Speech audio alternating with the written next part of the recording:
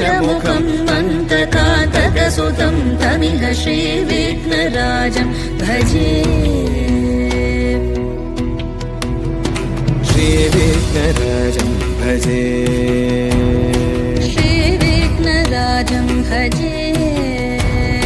श्रीविघ्नराजं भजेऽहं भजेऽहं भजेऽहं भजे तमिह श्रीविघ्नराजं भजे